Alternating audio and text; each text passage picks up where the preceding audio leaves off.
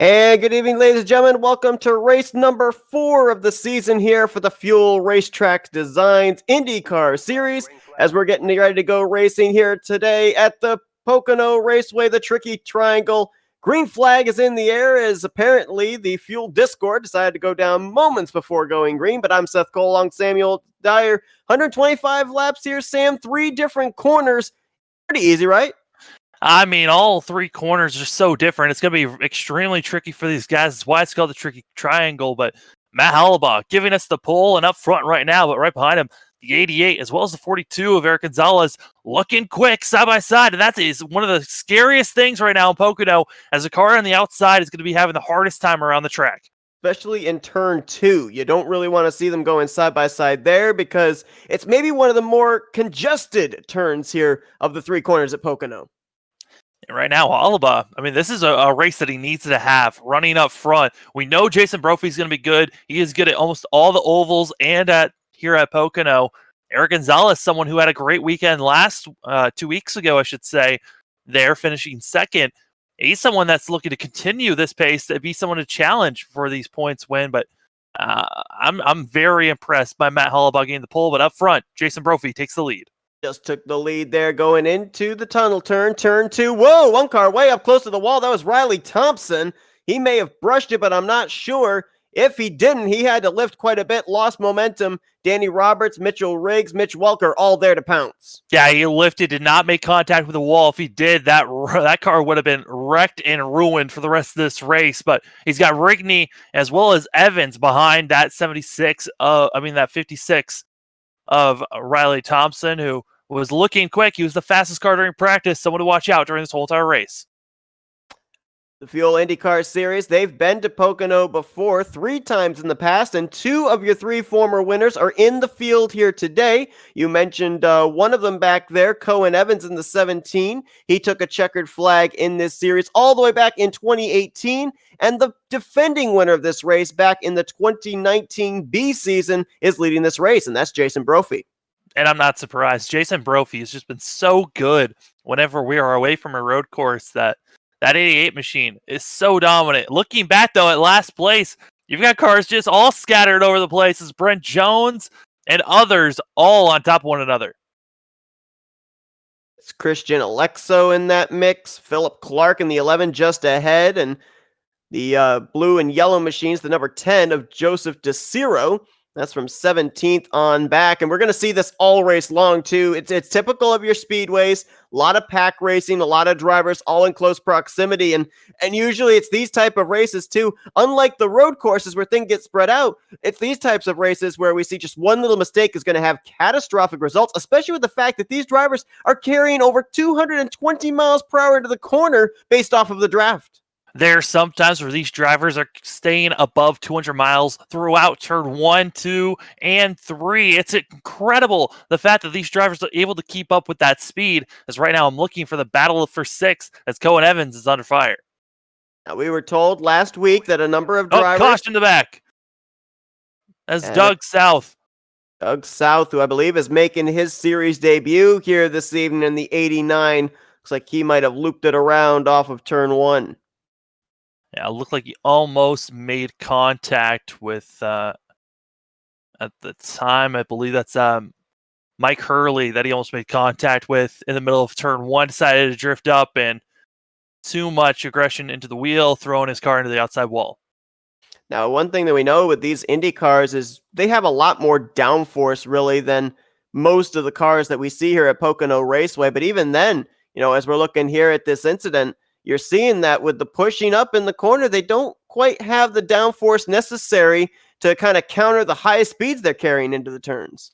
Yeah, the high speeds they're carrying is so much faster than what they're used to. Usually when we go to normal ovals, they're dropping less than 200 miles per hour through these corners. But here at Pocono, they're just able to carry it so much more. And if you make just one simple adjustment and you overcorrect it, you're going to be throwing your car away either in the outside or inside wall.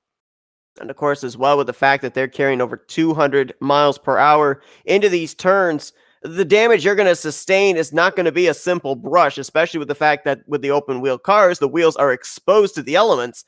Hits that you take are going to definitely be very detrimental to the rest of your race. Yeah, I'm looking back to see what happened to Evan Adams. As he has pulled his machine into the pit road and still under caution. Oh, he actually wrecked it under pace lap, I believe. Coming through turn number 2. Just looped it around. Wow. There was a race I remember last year that we ended up having a couple of cars wreck under pacing.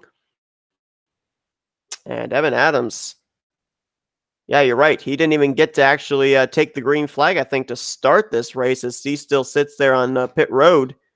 Rodrigo Munoz, looks like he may have started this race from pit road in the 09. Yeah, Munoz was under pit road back under lap number 4, getting repairs done after scraping the wall. And then for Evan Adams, it was back on lap number 5 when he made his accident for himself.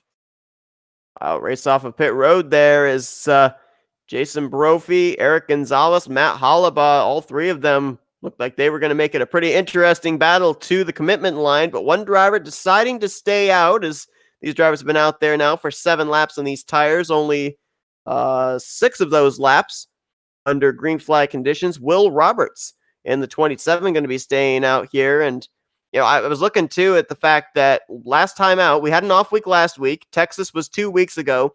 We saw a number of drivers decide to use Texas as one of their drop races, including Jason Brophy and the defending champion Nicholas Johnston. Johnston is not in the field again here tonight. I believe these drivers are allowed 2 drop races during the course of the season.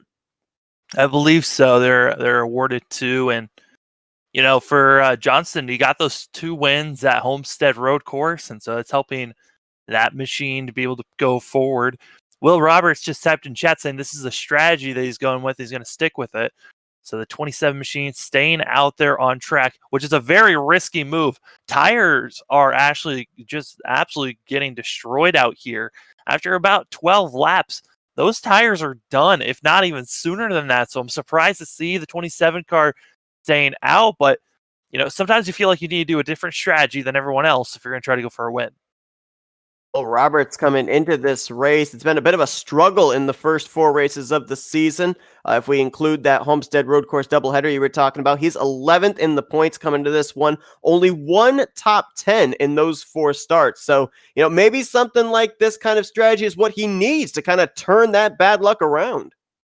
Yeah, I mean, last season, I believe Will Roberts got his first win at the end of the season. So this 27 machine is capable of getting wins, and maybe it's just this different strategy that will get it done. Pace car lights are off, so we'll be going this time by Jason Brophy. Looked like the most dominant car out there, but Eric Gonzalez was slowly catching him right before that caution came out. Another driver we're going to have to keep an eye on here is 6th place running Mitch Welker. Because Welker coming into this race, he is your points leader by 5 points over Riley Thompson, who we saw had some pretty good pace during the practice session. Of course, we saw him nearly get the wall over in turn 2 on the first lap. And Kite Bommersbach right there in the mix as well, 9 points back. Kite right now mired back in the 13th position, but let's not forget, this is kind of what he did back 2 weeks ago at Texas, just kind of rode around in the mid-pack area and then charged his way to the front late. So maybe that 37 playing out the same strategy here again at another speedway. Yeah, another driver I've got my eye on is going to be the 12 of Mike Rickney, who was blinking in and out at the moment, but he was running 4th quickest during practice. So that 12 machine has pace, running back in 9th place at the moment. Now, one thing that drivers either like or hate about Pocono, the 3 corners, as I mentioned, completely different. Turn 1 has the most banking, 14 degrees, which is kind of interesting that we saw our first caution take place in that area, because turn 2, only 8 degrees of banking in the tunnel turn, and only 6 degrees of banking the flattest corner over here in turn 3, one of the heavier braking zones of the track, as well as Will Roberts gets us back under green. Green flag back in the air to his 27 machine, getting a great run, but the thing is, these front and back stretches for these drivers are so long. It's kind of a risk to have this much of a gap, as you're seeing Brophy get under there, the lap machine of Munoz, to try to get him out of the way, as the 09 of Roberto Munoz running second in the running at the moment, but second place is 3rd in the row. Right now, Munoz is the only car that is 1 lap down. So if a caution were to come out, he would be the recipient of the lucky dog and get back in the lead lap. So I'm not really sure why he's racing the leaders right now, because Doug South is 3 laps down, Evan Adams 4 laps down. He's not really racing anybody for a free pass spot. Also, Munoz is on the older tires, but looking at where Munoz was, he was 5th fastest during practice. So he has the pace to be running up here with our leaders. It's just he had an awful qualifying that put him back in 16th place, running 19th at the moment. Look at Eric Gonzalez. He almost shoots up the middle there. It looks like Munoz is now going to move to the inside, let these drivers by. It's now side by side for the second position. Eric Gonzalez, who I think we documented this back at Texas, is probably off to the best start of the season we've seen. He is really been consistent here in these first 4 races. And as a consequence, he's currently running in the 14th position in the standings. Yeah, I mean, this 42 machine of Eric Gonzalez really showed up really well at the end of the season, showing a lot of pace and continue that momentum onto this season. I mean, the last race we had, finishing second and almost had a chance to win the race as Brophy gets under Gonzalez there. But right now, the difference between first and second, over a second gap. But as we have, oh my goodness, that is not what Brophy wants to see, is a blinking car in front of him.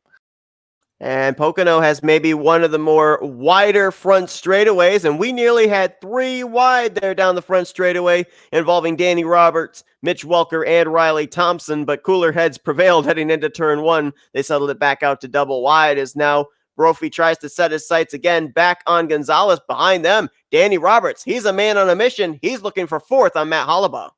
Danny Roberts, fastest during practice and qualified back in 6th place. slowly been working his way up, now trying to get up to fourth place as he gets loose off of one, almost dumped it and saved it out off of the exit. Great save there by Danny Roberts. We've already seen one driver have an issue off of turn one here in the early stages of this race. And Danny Roberts is a driver that really cannot afford a bad race here today. Danny came into Texas last week, 5th in the standings, suffered a DNF, and fell 7 spots down to 12th coming into Pocono. Yeah, Danny Roberts' season's looking almost exactly like last season, the way that went, which was have a fast car in the first half of the race, and then just watch it drop off or get involved with an accident that just would ruin the 41's day. So Danny Roberts trying to change up his luck, but it is not looking like it's going to be an easy fight, as already issues in turn one a lap ago. I want to actually go on board here with Danny Roberts just to give you guys an idea of what these drivers are having to deal with. I was noticing this back when we were looking at the replay back with our first caution. Notice how the car just bounces off the racing surface. It's not like these drivers are out there for a Sunday drive. They are being jostled around, and I'm seeing a number of these drivers trying to utilize the side draft, get themselves up to either the left or right rear quarter panel of a driver ahead of them. With this car bouncing around, how difficult is it to hold that wheel straight? Make sure you don't make contact with that other car. It's extremely difficult. You're hoping that the bounce will actually help you down the straightaway or into a corner, but sometimes it just throws you into the other car that's next to you or around you. So you have to be careful when you're racing around other drivers when this track is being so aggressive. But I mean, it's also due to the fact of how low these machines are. They are so low. The downforce is so great that it is causing these drivers at any type of bump. It looks so much more aggressive than it would in a regular stock car. So that's why these IndyCar drivers are having so much more of an issue than what our stock car drivers would usually have. You know how a driver will try some kind of strategy and sometimes it pays off and everybody kind of puts that in the back of their mind for later on in the race? Will Roberts has been able to hold off Eric Gonzalez and Jason Brophy here for 7 laps on 7-lap older tires. Yeah, and it's working great for him right now. That lead that he once had, though, drifting away as almost Brophy got into the wall there as the 88 machine drifted up, almost came back into Matt Holba. As now you're seeing Eric Gonzalez with those better tires, thinking about making the outside lane work through turn number 2. Not able to get it done here, but down the short straight. He's going to try one more time. Yeah, with running that higher line there, he was able to get a better exit off the corner and thusly stronger straightaway speed. Might have clipped the grass a little bit there in turn 3, as these two are going to be side by side at the line just by a wing. It's going to be Gonzalez leading that lap. And Gonzalez is showing the way, but with him being side by side with Will Roberts, it's bringing back both 3rd, 4th, and 5th back into this thing. Eric Gonzalez, of course, spent most of the Texas race 2 weeks ago up in front. Never really got off the inside line. He said, if you're going to pass me, you got to do it around the outside. Of course, Kite Bommersbach was able to do some strategy late in the race and was able to take the checkered flag. So Eric Gonzalez trying to have yet another dominating performance here at another speedway, as Will Roberts not going to give up there on that top side. Absolutely not. I mean, you might as well be as aggressive as you can. You know you're going to have to pit earlier than everyone else out here. The fuel run for these drivers is looking to be a little more difficult due to the fact that it is only around 27 to 31 laps that they can run if they're utilizing the draft. Maybe 39 laps if they're by themselves up front.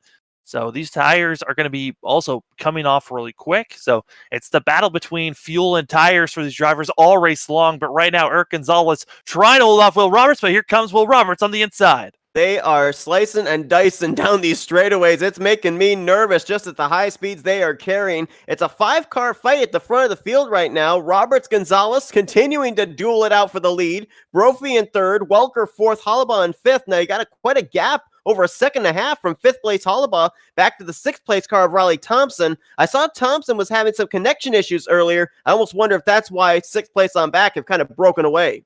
Yeah, 6th on back is honestly, it's still a hornet's nest back there with a whole bunch of drivers on top of one another. And Brophy being left behind. I mean, Mitch Welker, you talked about him during our pace laps there on that last caution. He's someone to watch out for up to 3rd place. But Brophy right under him. We're now side by side for both 1st and 3rd. And don't forget, Mitch Welker was a winner last season. I think that if he had run the full season, we may have had, maybe a Welker versus Johnston battle for the championship. Maybe if Brophy had run the complete season as well, might have been a 3-horse fight for that championship. But it's looking like, at least for now, Welker's planning to run full time. And right now, he's the points leader. He's up there in the 4th position. So look out, Johnston. You may have some competition when we get to the finale. Yeah, right now I'm watching for Hollaba, though, because he's just watching these guys. He's running the middle line, letting the other drivers kind of utilize their tires a little bit more. So this 0-2 might be just waiting and saving those tires for a later run for the front four, just to waste them with being side by side so often. But other side by side actions going on. It's going to be the battle for 11th that was going on, where it was Chad Simpson and Cohen Evans battling it out. And here comes Kai Bommersbach as well. Last timeout's winner, Bommersbach, right now in that 13th position, looking to move up a spot to 12th, as he will make the pass there on Cohen Evans. Now sets his sights on Chad Simpson in the 46. You know, it's interesting. I mentioned the fact that these drivers, a number of them, have been here at Pocono 3 times during the course of 2018 and 2019. But one big difference between the last time they were at Pocono and this year at Pocono is that aero screen. I got to wonder how that comes into play for these drivers in terms of visibility, with darting left and right, trying to draft off each other down these straightaways. Yeah, I mean, it is probably one of the most distracting things on this car with getting that aero screen up here. I mean, you've got a giant pole right in the middle of your screen that blocks off a large section of your track that you're not used to seeing being blocked off. So these drivers are dealing with that, as well as joining the aero screen. It's giving these drivers a sense of tightness, as there's a little bit more weight on the front end that's giving you a little bit more tightness through the corners, as well as being able to, the more setups that were given, more abilities that were given to the drivers at the end of the last season, was the ability to actually change your tightness and looseness with changing your toe there in the middle of the race. Danny Roberts is now fallen back to the 9th position behind Mitchell Riggs in the 36, just ahead of Mike Rigney in the 12. We have had an exchange for the lead of the second pack. Barrett Rolfe has gotten around Riley Thompson, so move the 33 now up to the 6th position. Let's take a look at the track temperature coming into this race, because that might be something else these drivers will have to consider. 78 degrees outside, but the track temp is 101. Now, we know that with the Indy cars, the low downforce, usually there's a little bit more grip for these drivers to find, but I gotta wonder, as those tires continue to wear down, this high track temperature, how that's going to affect the handling of the race car, especially on the long run, getting closer to green flag pit stops. Yeah, the longer this run goes, the more slick these drivers are going to feel through the center and off, coming off the corners. So every corner is different, but also these drivers feel a sense of looseness, as of the exit of 1, the tire just wants to snap. Through turn number 2, it's the center of the corner where you feel the loosest, and then off of 3, it's on exit as well. So all these drivers, different sensations through different corners, and it's something to worry about throughout this whole entire race. Is I'm watching Will Roberts. He has to think about pitting here in the next 10 laps, as he is getting passed by Mitch Welker and almost got ran over by the 76 machine of Mitch Welker. He was also running the outside line there going through turn 1. I'm wondering, with those older tires, if he is not able to really hold his car down on the bottom of the racetrack now, having to kind of compensate running the middle groove with those older tires, making sure that he doesn't get down there, maybe have the car step out on him with those rear tires that have now had 23 laps put on them. Yeah, it's coming to that point where the tires they're no longer equal anymore, as Will Roberts is slowly going to be drifting on back, and it's going to be harder and harder for him to run that low line with the tire wear, and he'll have to slow down so much more than everyone else. And that's the real main difference between fresh tires and old tires, is the way that you're able to travel through the corner and carry your speed so much more than the older tires. Yeah, that's the thing about turn 1 here at Pocono. I've never driven it in an Indy car, but I've driven it in a stock car. It gives you a false sense of security. It looks like such a wide sweeping corner that you feel, I can get back to the throttle this soon. And when you carry that much speed, all of a sudden the car tightens up on you into that outside wall. And I've seen a couple of drivers nearly hit that wall there off of turn 1. I think they're feeling the same thing. Yeah, and that's something that's going to continue on throughout this run, is the fact of that sensation of security, a false sense of security. And especially with stock cars, the stock cars, you have to slow down so much more. These Indy cars, they've got a lot more downforce to work with, so you can get back on the throttle a little bit sooner. But if you get on to it too soon, you could ruin your whole entire day by just one accident with it being an open wheel car.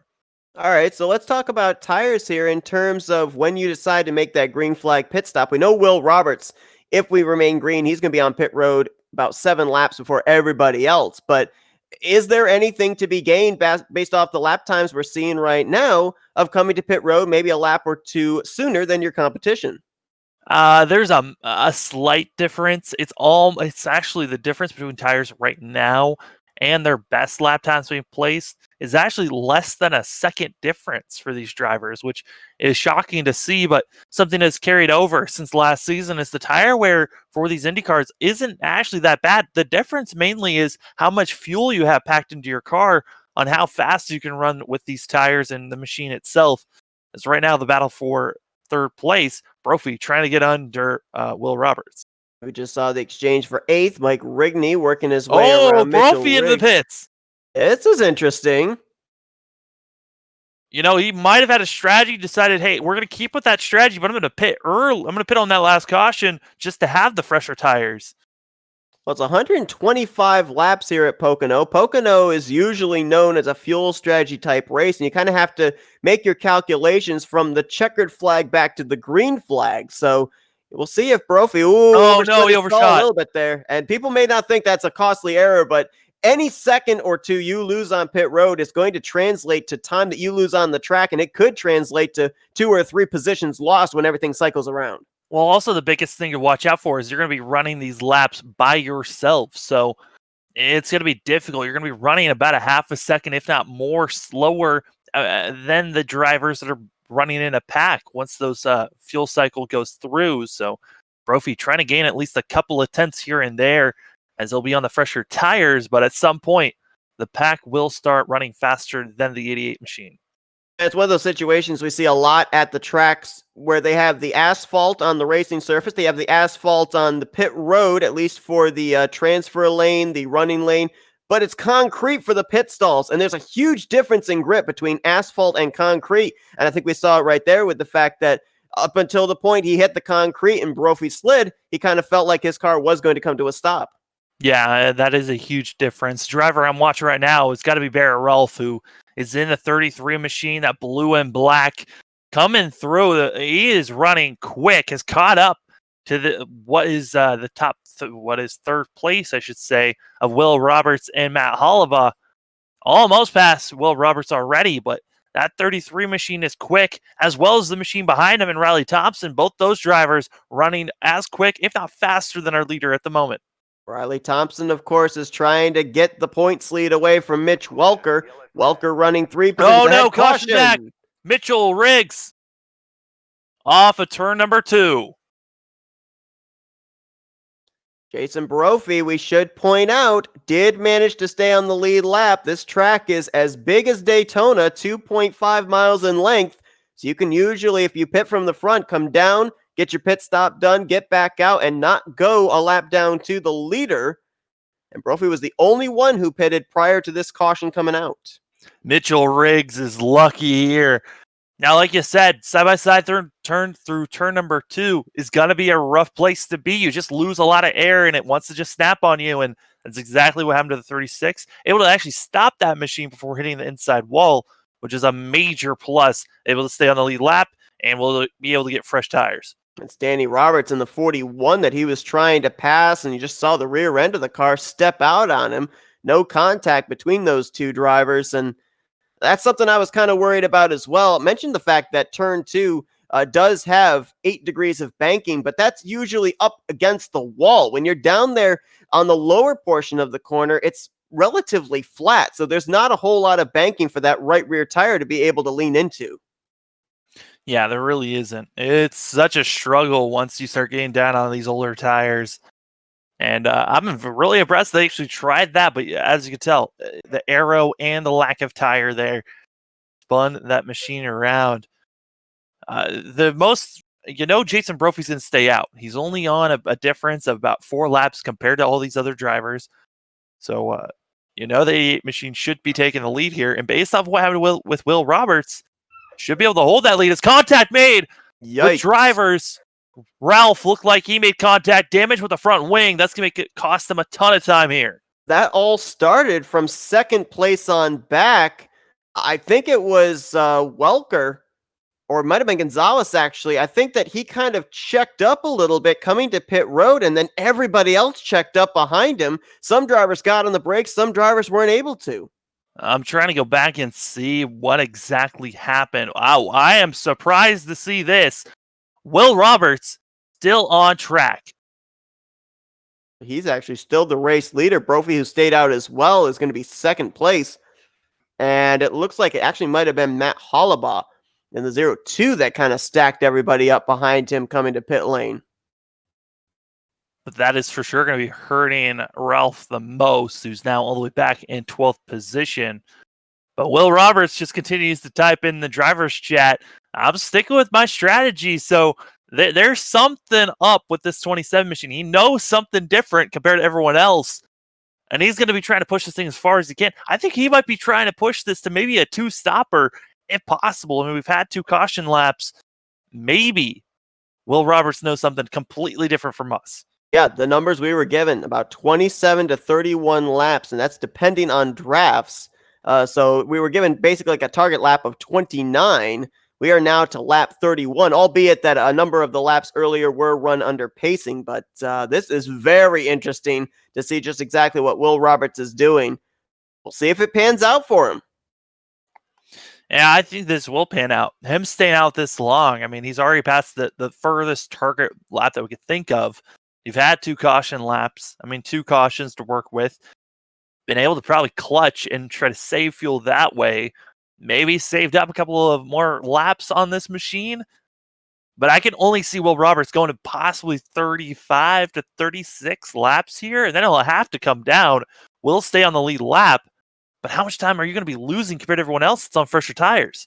And, he says he's on a strategy. I have to wonder if that strategy involved cautions or if it was a strategy that was planned with Green Flag Racing. This is our second caution here in the first 32 laps. I mean, you obviously can't plan for cautions, but if you have some kind of a scenario, some kind of a contingency plan for that, I wonder if he, has something based off of maybe a couple of cautions, allowing him to save some fuel. It'll be interesting to see if indeed it does pan out to his favor, as he'll be restarting the leader over Jason Brophy. Brophy's going to have 27 lap fresher tires as he was on pit road. That's an interesting thing too. Brophy's the only one in this field now up to this point that has made a pit stop under green flag conditions. For everybody else, whatever they were able to learn in practice and qualifying or anything like that, as far as making a green flag pit stop, they're kind of a little bit behind the 8 ball. Brophy's got the prior experience. Maybe Will Roberts is thinking this race might not make it to the end. That is also another thing for these drivers to start thinking about, as we're getting closer and closer to the quarter way of this race, but we're also just coming to the quarter of the way through time. If we start having a lot of cautions here, this race might not make it through all these laps. Yeah, I mean, Pocono, as we mentioned, it's a big track. It takes a long time for these drivers to pace their way around. Just to give you guys an idea, I mean, these drivers, they're out there laying down 42, 43-second lap times under green flag conditions. They're going about 2 minutes to make a pace lap here at Pocono, so that's a lot of time taken off the race clock. It's a ton, and that was something I was talking about before we went live on the broadcast, of the potential of us not making it to the end of this race as the pace car pulls off. Will Roberts taking us back to the green and trying to snake them already down the front stretch. Moves low to try and break the draft of the 88 of Brophy behind him, not allowing him to get a run. Now we'll see what line he's going to take here into the corner, because we haven't really seen him be able to run the bottom, but arced it in, almost puts it down to the other line, then lets it ride up. But Brophy, full head of steam, he's to the inside down the super stretch. I'm not even surprised to see that. I mean, that is such a huge difference in tires between a driver that is on 6 lap-old tires and a driver that's on 33 lap-old tires. Will Roberts is about to drop like a rock, and better hope that he can somehow get on the inside line as he tried to push it through that corner there. And corner number 3, that is a tough corner to push it as hard as he did. A lot of times when drivers do the strategy, we call that they're in ride mode. They're in conservation mode. I think right now, Will Roberts, he's in hang-on mode as he's got a lot of fast cars behind him with fresher tires. Mitch Welker going to go for 2 for 1. He got around Roberts, now tries to get around Eric Gonzalez coming out of turn 1. Yeah, I was using Will Roberts as a pinch there, and really able to use that pickoff move quite well, as now Welker back in third place, right on the back bumper of Eric Gonzalez, and Eric Gonzalez leading the way with the freshest tires here on the racing surface. Riley Thompson now up to fourth. Danny Roberts up to fifth. Will Roberts now looks in his rearview mirror. How about the 46 of Chad Simpson? And here comes Roberts to pit road. Immediately, only a few laps ran for the 27 machine, and comes into the pits for the first time, able to run and complete 34 laps, starting lap number 35. All right, so 34 laps, albeit with the help of some pacing laps. I'm still trying to kind of work the abacus here and figure out what this strategy is. Oh, you overshot just a little bit, but all these other drivers that are pitting, they're going to be about, they're going to be about a couple of laps short, maybe, if they don't have any more caution laps and they run to the end of this thing. But where Will Roberts is running now, there's a possibility that he might go a lap down already, as he is already up to speed and right in front of our leader. Battle right now, closest battle is going to be for third, as Riley Thompson trying to reel in Mitch Welker. That's your first and second in the points right there, battling for the final spot inside of the podium. And then if you drop back for the battle there for seventh, you got Cohen Evans trying to hold off both the 37 of Bommersbach as well as the 10 of Deserto, and those drivers all hungry to start moving up and getting a top 10 finish. At Deserto, the last time that we looked, he was running back last car on the lead lap, just kind of in ride mode now. He's up here inside of the top 10. It's going to lose a spot to Mitchell Riggs, but good run for him, as looks like the 12 of Mike Rigney having some connection problems as he tries to reel the 10 car in, and whoa, that's scary when you see that he's closing in on another race car and his car has disappeared. You hope that he doesn't reappear inside of the car he's trying to battle with. Yeah, that's slightly frustrating for Rigney to have internet issues, and I've seen lots of drivers in the past have internet issues that have been quick, and it's so demoralizing when you've got a fast car and you have to give up positions because you're at risk of wrecking the whole entire field because of your blinking. A driver that's trying to make a move up forward is Barrett Ralph, Rolf, who had issues on pit road and trying to make up these positions up to 11th now. You got to wonder how much damage there was to the nose. Now, we do know that with these Indy cars, that if you do have front end damage and lose a wing, they actually will repair and put a new wing on. I just don't know if there's any damage to the nose as far as like that point there that might be affecting his straightaway speed. But for the moment, he is making forward progress as he's about to get up into the top 10, looking now for 11th on Joe DeCiro. Yeah, it looked like the wing was repaired and it's back to normal for that 33 machine of Rolf, and hopefully he can get back up here and battling up for a top 5 finish where he was at before.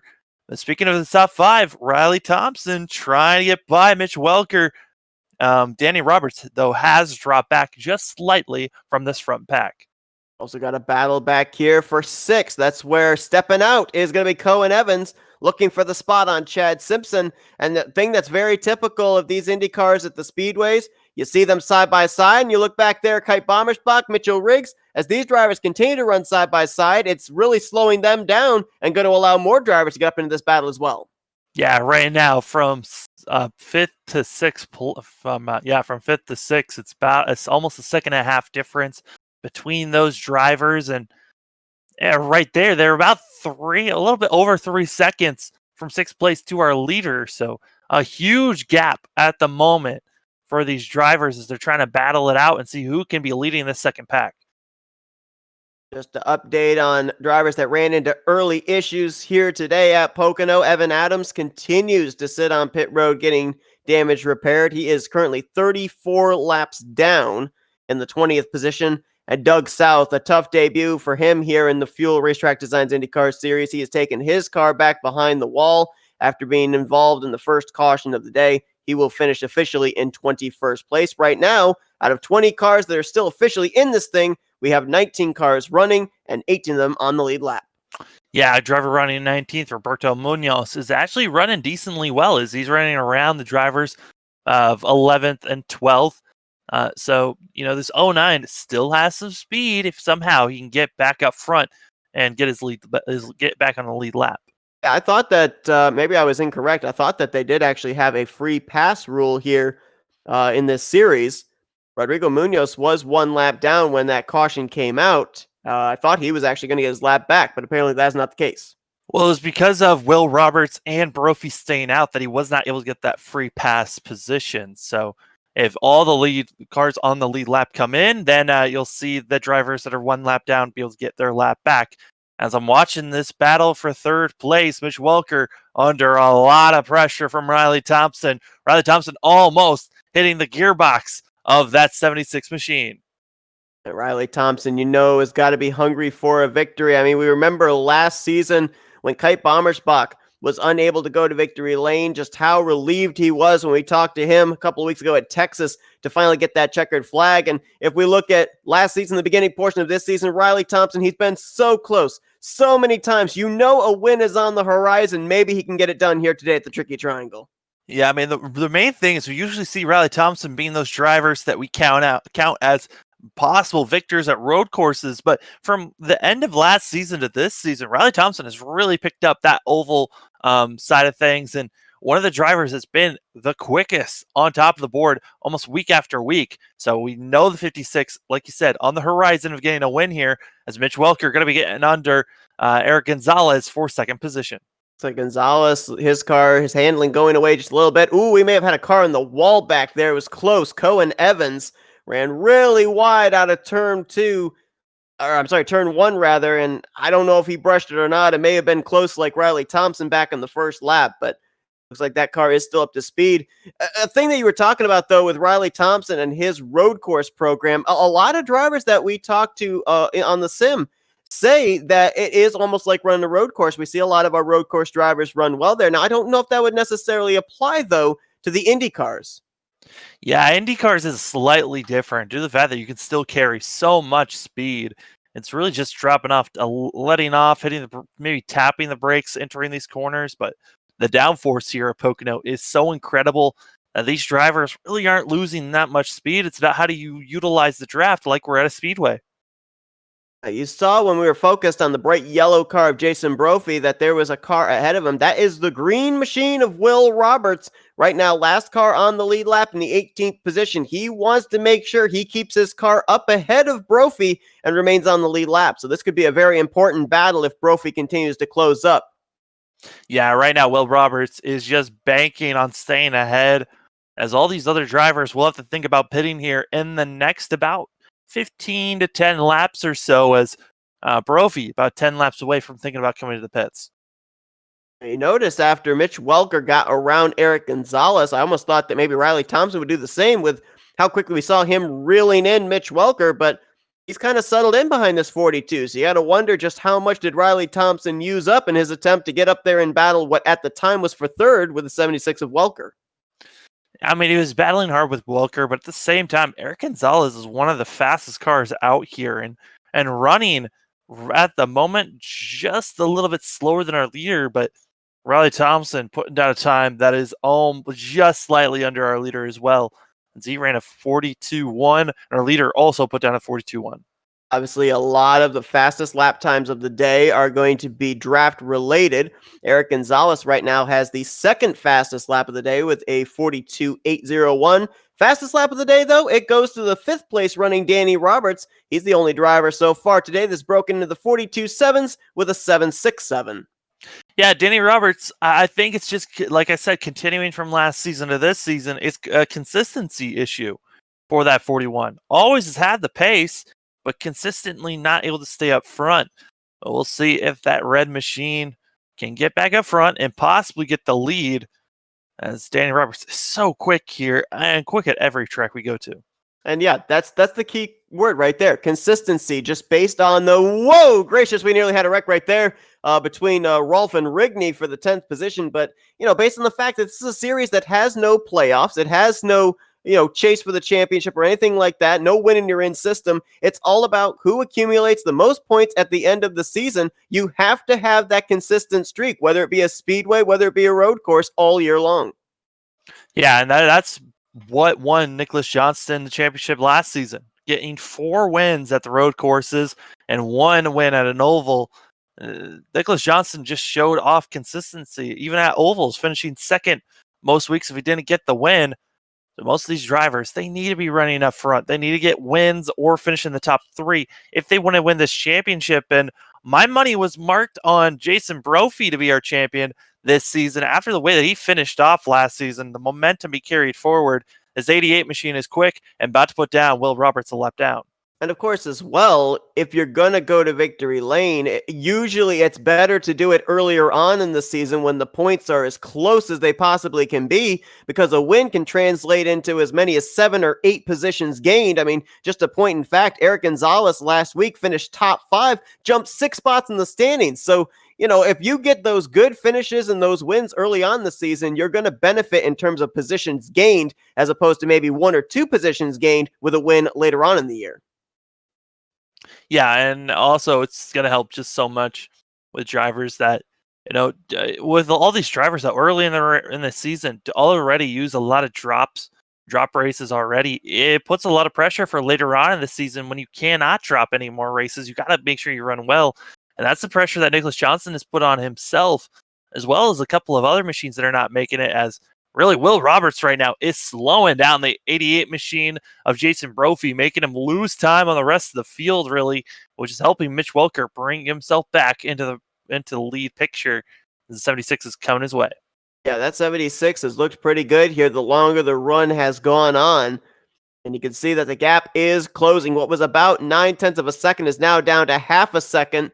And it's interesting here that Will Roberts, yikes, almost some contact. And that time he had to lift it. Roberts, that's going to lose him a lap to Jason Brophy. And you see the momentum lost is now going to allow Welker to get around him as well. Yeah, Welker right now almost around half a second.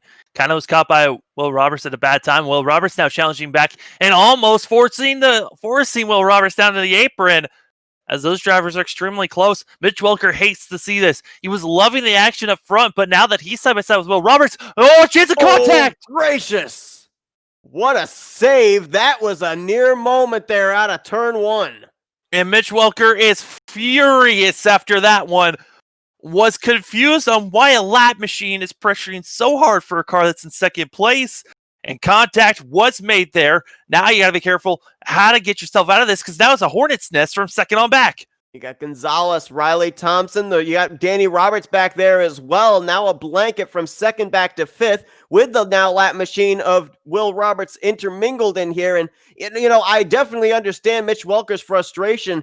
I think the reason Danny Roberts is trying to put up a fight right now, though, is he's not really certain where he's going to cycle around after everybody else has to make a green flag pit stop. So he's trying to keep his momentum up, despite the fact there are drivers in the lead lap racing around him, so he doesn't, by lifting and letting people by, doesn't lose a whole bunch of positions once the cycle of pit stops are complete. And Will Roberts still running up here around the drivers that are in the top 5, and he's already pitted, right? He's early. He had to pit early on this green flag stint because he could not make it any further, but now he's a lap down and pressuring cars that are on the lead lap. It's so demoralizing for Mitch Welker, who was just there, less than a half a second gap on your leader, and now all the way back to almost a second and a half gap at a time, trying to gain back on their Jason Brophy, and has a little bit of help behind him.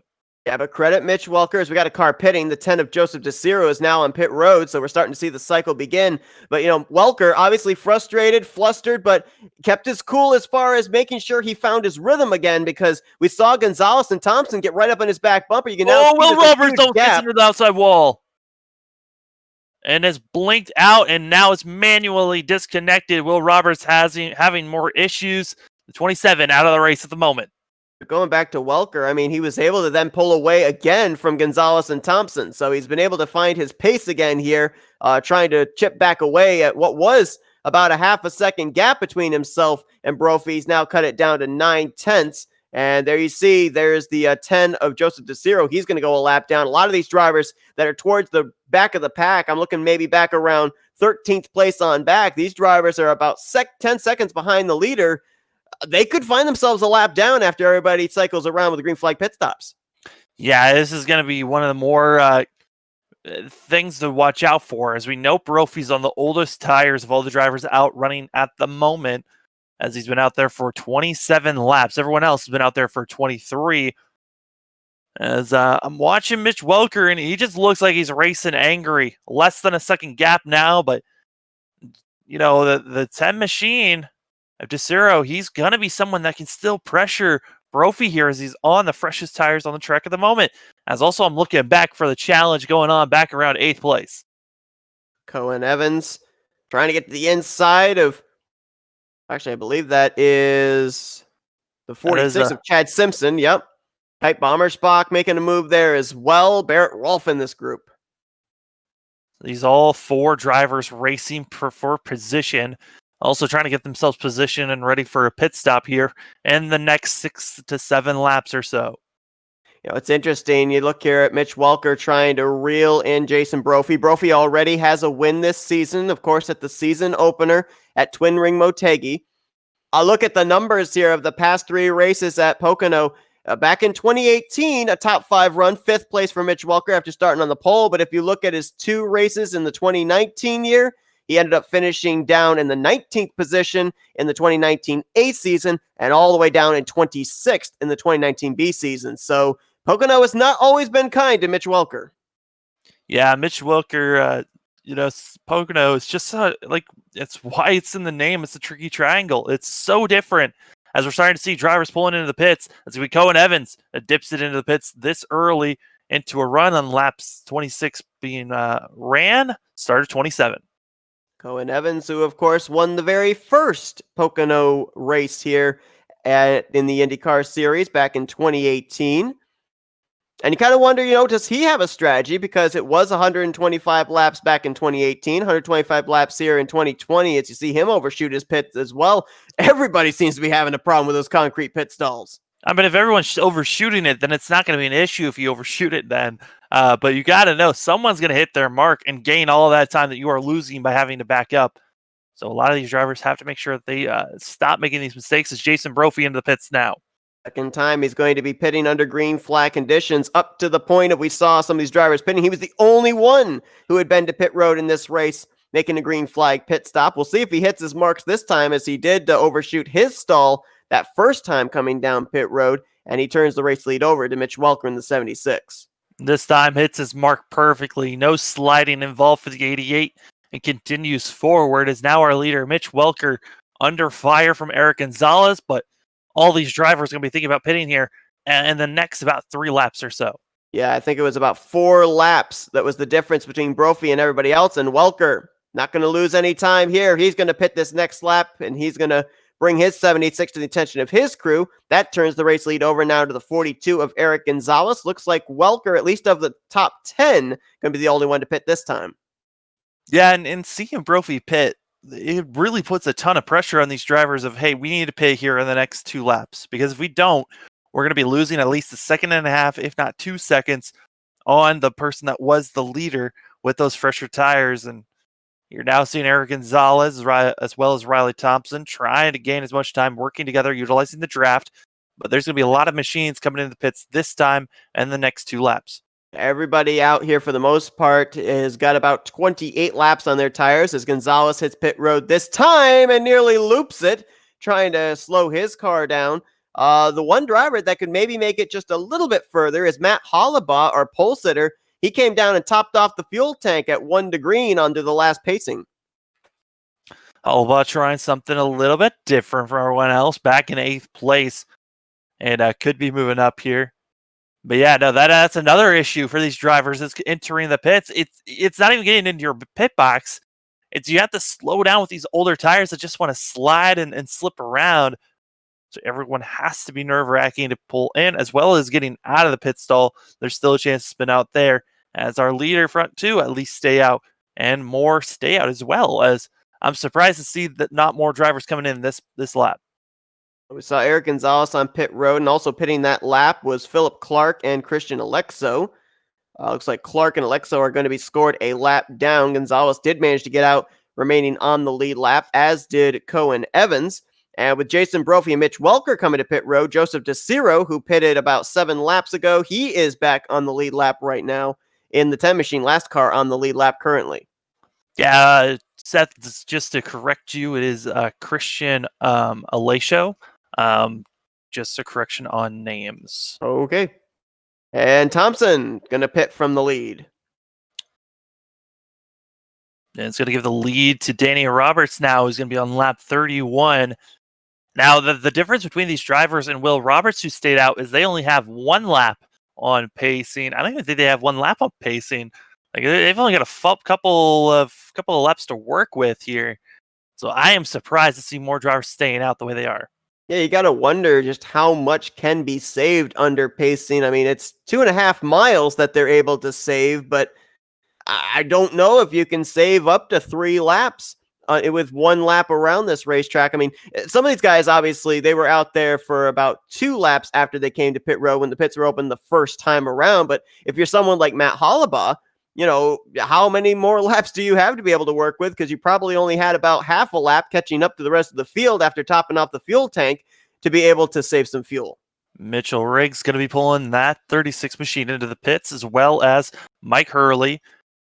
But I think Hollabaugh is probably the driver that's planning on staying out the longest. Like you said, he pitted with 1 to go and packed that thing full of fuel. I think Hollabaugh might be able to go another extra lap or 2 compared to these other drivers. They're going to be stretching it as long as they can. But these other drivers, they were stuck in the draft for so long, able to really clutch it through the corners when needed. Save fuel that way is now Simpson pulling his 46 machine into the pits. Like Kite Bommersbach going to follow him as well. And if we're looking at how things are going to cycle around, it was Brophy, Welker, Gonzalez, the top 3 when the pit stops began. Right now, Mitch Welker has been able to take the spot away from Jason Brophy by about 0.3 of a second in what is a battle currently for the 7th position. So currently, if after everything cycles around, Welker would be your race leader. And all that time, because he pitted and he saved a second on his pit stop. That's what allowed Mitch Welker to gain that time, which he gained that time because he pitted earlier than what we saw Brophy do, as now our front leaders are going to be pulling into the pits, giving the lead to actually take it away. Matt Hollabaugh is actually going to be coming in. Your top 4 are all going to come in. Roberts, Rolfe, Hollabaugh, and Rigney. So that will officially turn the race lead over to the 88 of Jason Brophy. I mean, we just talked about Mitch Welker was going to be the leader, and just like that, Jason Brophy blows by the 76. But they're still close. That's the key thing, is they're still close enough to keep this thing battling back and forth. But the advantage goes to Mitch Welker, who is on the lap advantage compared to the 88. But how much harder was Mitch Welker running compared to Jason Brophy? That is the key on how well those tires will stay up for the rest of this run that we're on, as we're just got finished with the first under green pit stop cycle these drivers have had on lap 65. Yeah, you've got 3 drivers, 3 different agendas as far as when they pit. Brophy was the first to pit road. 1 lap later, oh, Welker! Another save as he almost got turned off the nose of Eric Gonzalez. And you know that's going to be frustrating for Welker, who continues to have struggles and woes with cars around him. He's just asking for a break at this point, as he's back now to 3rd place, still in striking distance. But man, that it has to be so demoralizing knowing that you've got a quick car, but you keep on having these simple issues of other machines around you. It's a miracle that 76 is still in one piece. He nearly wrecked off the nose of Will Roberts earlier. That time almost went around off Gonzalez's nose. 2 amazing saves by Mitch Welker. But I got to think that slide is definitely going to put him at a little bit more of a disadvantage in terms of now those rear tires are going to have a lot more heat in them than they were just a moment ago. Yeah, it's going to hurt him on the long run, that's for sure. But you know, Mitch Welker at this point has to be thinking, I got to back off, to cool these tires down after that and just recoup and get back at it. As our front 2, less than half a second away. Other battles that are going on is going to be the battle back for 5th place. Cohen Evans and Chad Simpson, as well as you go drop back to 7th place. You've got Barrett Rolfe and Danny Roberts. And great comeback there for Barrett Rolfe, who was involved in a pit road stack up. They got that front nose repaired, that front wing repaired. He's up in that 7th position, and Barrett Rolfe was one of the last drivers to hit pit road, along with Danny Roberts and Matt Hollabaugh, who right now are running 7th, 8th, and 10th. We are halfway through this race. We are now in the second half, looking towards the checkered flag. These drivers, though, they're all going to probably have to be on pit road at least one more time before the conclusion and what might be the money stop. as Brophy right now leads Eric Gonzalez by about 0.3 of a second. Mitch Walker back there in third may need a moment to catch his breath. So do we. We're going to take a quick commercial break, and then we'll be back in just a moment. You won't miss a thing as we go FRN side by side.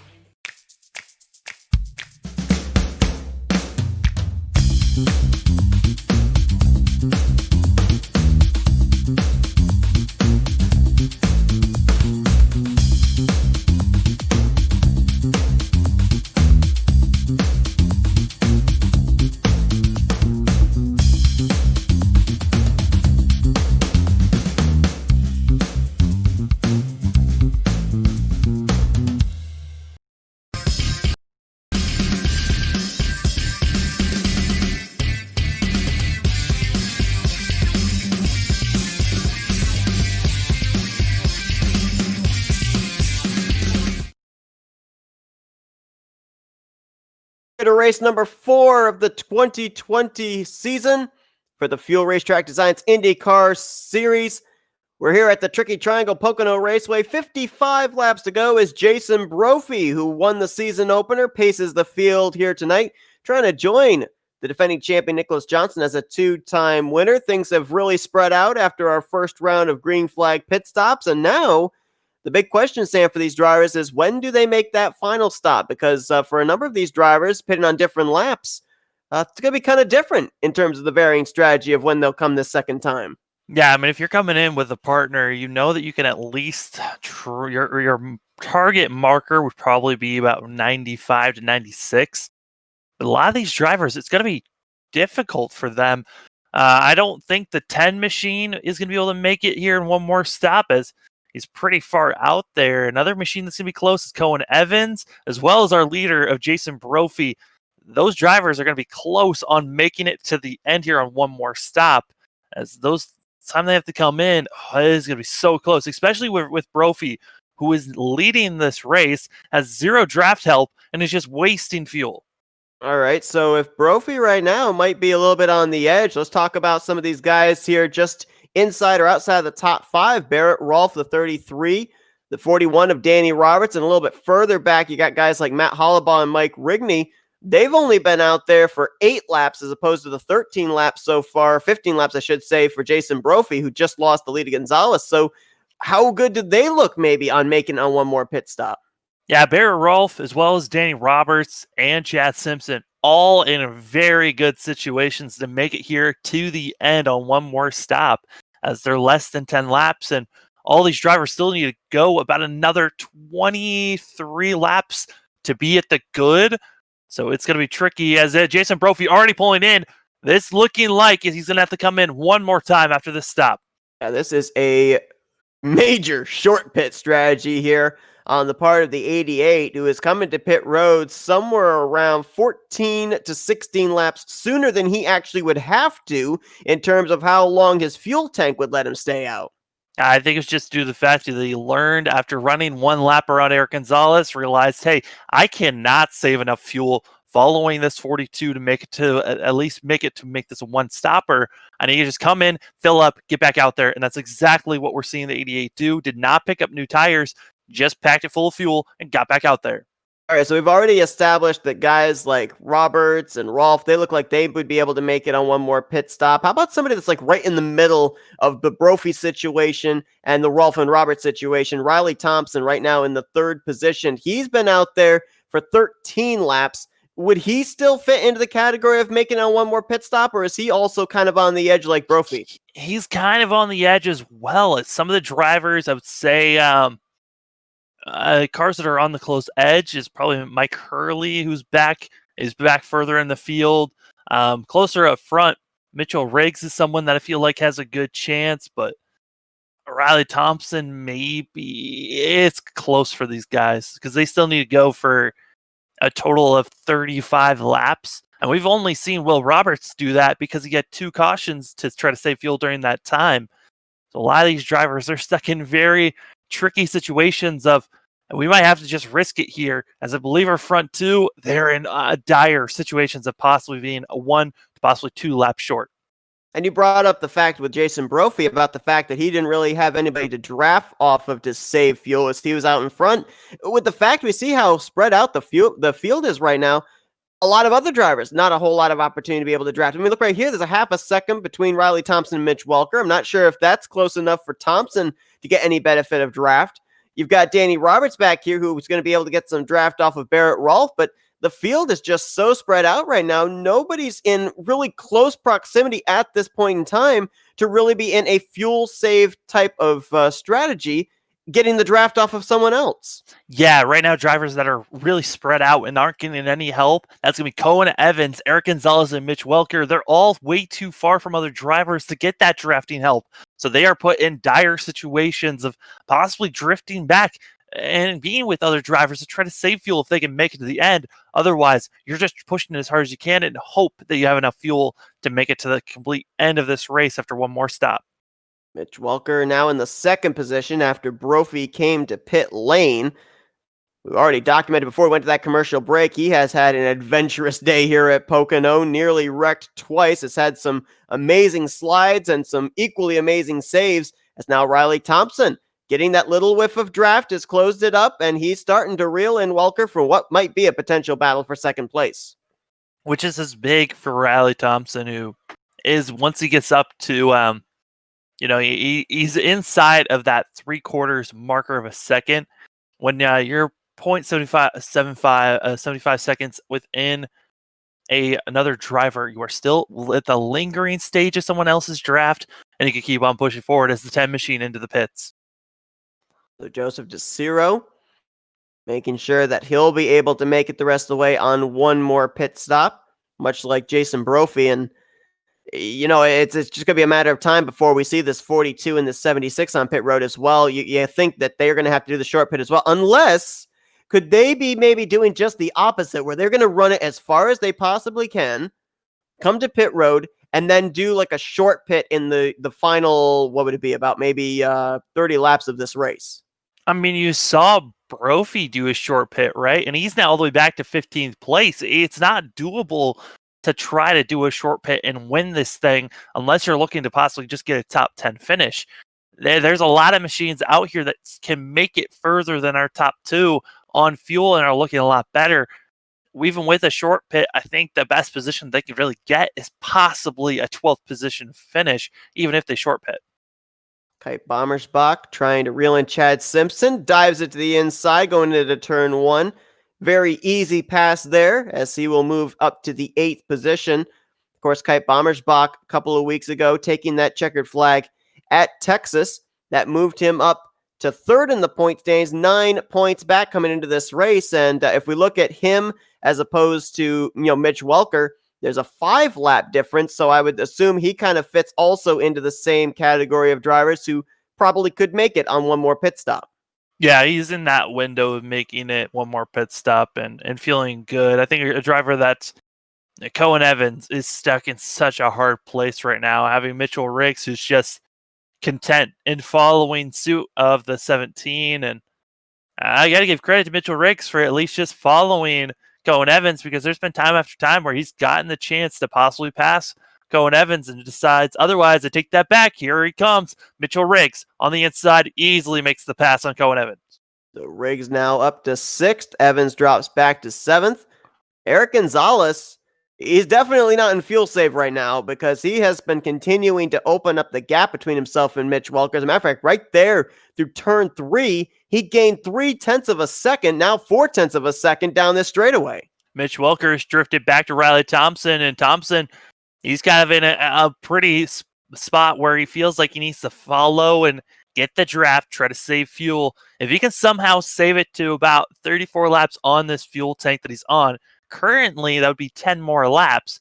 You would be just within the window of finishing out this race.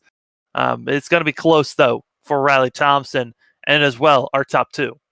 Eric Gonzalez showing the way. He did this for 95 of the 134 laps 2 weeks ago at Texas. And out in front showing the way here in this one. If we drop back to Jason Brophy right at this current point in time, after he had to come to pit road for a short pit to ensure that he would be able to make it the rest of the way on one more pit stop, just now making his way around Philip Clark for the 13th position, running 33 seconds behind the race leader. And that was actually a very dangerous pass was made by Brophy and Clark, as it looks like Clark was trying to defend that position and didn't realize how much quicker Brophy was, almost made contact. Also, I think Clark almost just got into the outside wall for the 11. He was close. The 11 of Philip Clark struggling during this race, back in 14th. He's as well in the danger zone of having to pit twice here at the end of this race.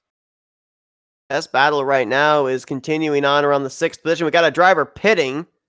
Going Evans, which was expected.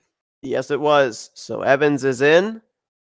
This is going to be a pit stop to make sure he's going to be able to make it the rest of the way on one more pit stop, as he was in that window of drivers that you were talking about.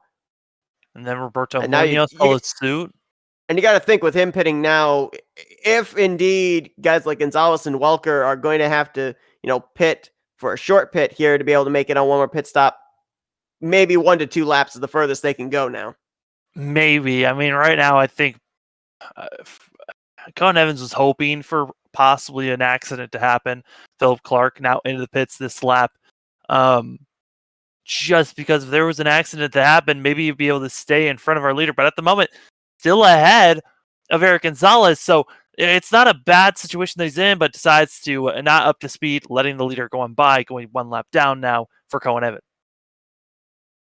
Evans right now be the first car -1, along with Joseph DeCiro, Philip Clark, and 2 laps down is where we find Rodrigo Munoz, who was just on pit road a moment ago as well. Philip Clark, I think you were right. I think he did get the wall off of turn 3 on the front straightaway because there's been a little bit extra TLC on his 11 as Eric Gonzalez now on pit road from the lead.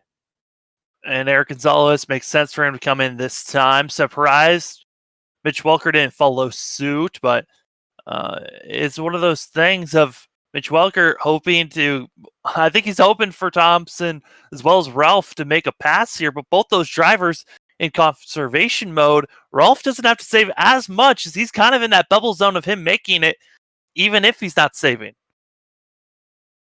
And again, we have to remind everybody too that, these guys that we're seeing come to pit road like Brophy, Eric Gonzalez, Cohen Evans, they're not coming to pit road making their final pit stop of the day. They're going to have to at least pit one more time before the conclusion of this race. That's why they pitted when they did, to make sure that it is only going to be one more pit stop for them before they get to the checkered flag. So while a lot of other drivers are just going to have to pit once between our last green flag pit stop and the checkered flag, many drivers are going to have to pit twice. Yeah, lap 95 is the marker. If you could pit anywhere between 95 and after that, you are good to make it to the end if you're utilizing the draft. If you're not utilizing the draft, lap number 97 is the marker you're looking for. So anyone who pits before then, very, very risky pit that they're not going to make it, or they already know that they need to pit at least one more time. Mitch Welker stays out another lap in the 76. And I'm wondering if maybe his thought process is, I think you touched on this not too long ago, if he stays out as long as he possibly can here, comes to pit road, when he eventually makes that final pit stop, he's not going to have to take on quite as much fuel as everybody else. And we've learned from these IndyCar drivers, especially at tracks like this, the less fuel you take on, the lighter your car is, and usually that translates into speed. Yeah, that's what a lot of these drivers are looking for is the end of this race, have the lightest car with the best amount of tires as you can, and you'll be able to stay out and do well. But it's questionable when these drivers are going to be thinking about coming in. As here comes Mitch Welker way before that entry point, as well as another car coming in really hot. That was Mitch Welker. Might have came in actually too fast into the pits.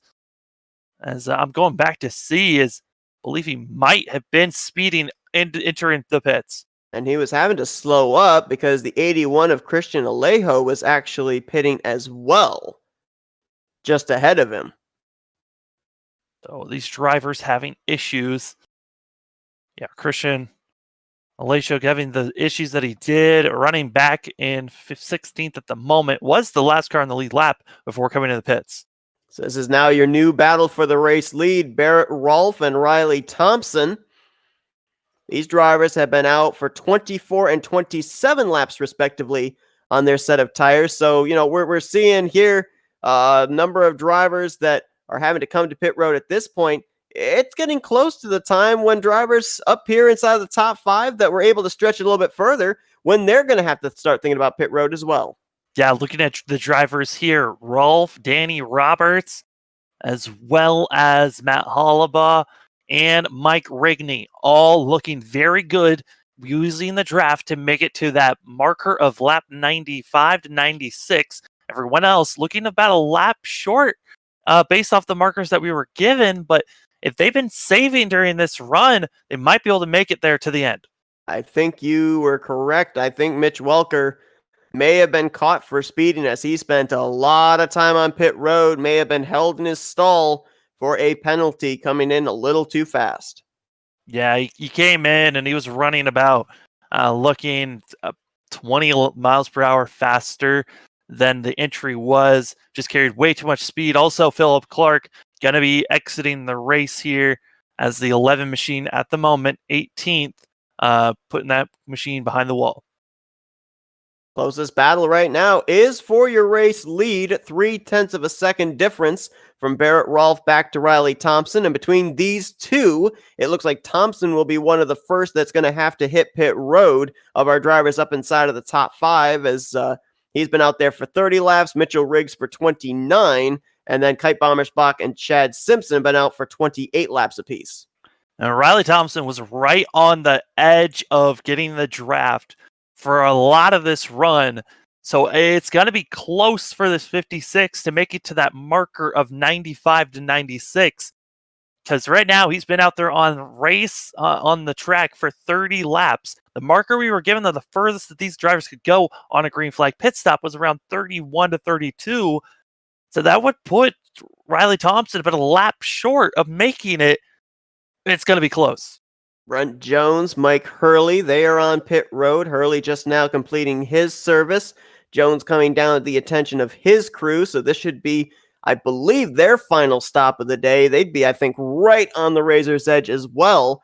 And then another thing, too, with the fact that Mitch Welker got hit with that speeding penalty, you got Thompson up here running the second position. This is huge as far as your overall points heading into next week as well, because Thompson and Welker were only separated by 5 points coming to this one, and it's going to be very difficult without maybe the aid of a caution for Mitch Welker to be able to dig himself out of this hole.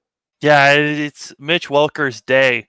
It has just been awful. As right now, Riley Thompson into the pits, and this it's coming to the completion of what would have been lap 32 on those tires and fuel. And looking at the time that's left, he might just make it with one lap. It might be good. He might be good by one lap. Yeah, he might run out coming off of exit number 3. 32 laps he made on that run. I believe, all of that was under green flag conditions, and he pitted with 32 to go. So he'd be right at splitting it halfway. And everyone else that's going to be pitting after this should be good to make it to the end. So at the moment, our top 9 looking good, but Eric Gonzalez, I believe he still needs to pit one more time. Same for Jason Brophy. He would have to pit at least one more time as well. So, let's say Thompson can make it the rest of the way. We'll add him to the list of these drivers we're looking at that potentially could be winning this race. And only one name jumps out as a former winner from the season. That's Kite Bommersbach. You've got Barrett Rolfe, Danny Roberts, Chad Simpson, Matt Hollabaugh, who was the pole sitter Mike Rigney, as well as Riley Thompson, who all could be looking for their first wins of the season. And Mitchell Riggs pulls it in. Very clean stop for that 36 machine. Did not slide. So it's taking a full tank, getting backed out there, but that was a very long stop. 10.5 seconds for that machine. We'll see what the rest of the field looks like, but that is an extremely long stop compared to other drivers. Looks like the slide did not help the 36 at all. Here comes Barrett Rolfe from the lead, Kite Bommersbach from fourth. They're making their final stops of the day as the fuel window is now officially open for drivers to make it the rest of the way. Rolfe looks like he gets in cleanly, and looking at 37, Bommersbach got in clean as well. That's going to turn the lead over to Danny Roberts. And, we saw last time out, 2 weeks ago at Texas, Kite Bommersbach finally make his way back to victory lane. Danny Roberts trying to do the same thing maybe here 2 weeks later, as right now he is the car out in front, and he was third when that cycle of pit stops began. Danny Roberts staying out. Coming into the pits, though, is going to be Chad Simpson as well as Mike Rigney. We'll see how those drivers get into the pits, but our leader at the moment, 41 of Danny Roberts and Matt Hollivon second, as there is almost a 4.5 second gap between those two. Now, one thing that I did notice, and I don't know if there was possible draft that came into play in this, but back when we had, I think it was Eric Gonzalez leading this race, I was looking in the terms of lap times between himself and Jason Brophy, who had just been on pit road. And while there was some gains being made by Brophy, it wasn't really as substantial as I would have thought. I think he gained about maybe 5 seconds in about 10 laps, and then we saw the lap times kind of even out. Yeah, it's one of those things where the first about 5 to 6 laps is the fastest you're going to be running, and then those tires are going to start to wear down. So it's one of these drivers going to be thinking about it. Our top two into the pits now, giving the lead to Eric Gonzalez when he comes by.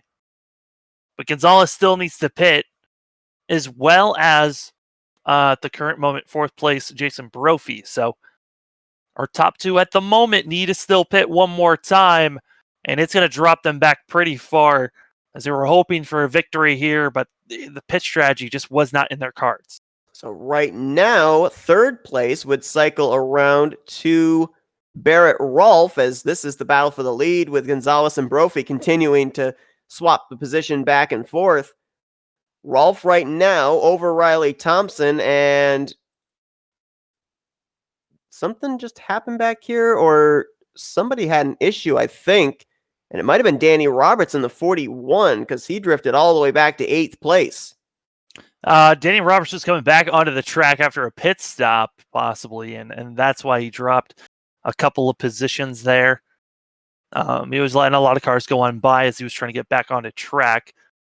Another car that drifted back was, taking a look back, I believe that was Matt Hollivon that also had possible issues there. And Brophy is on pit road. This is his final stop of the day now.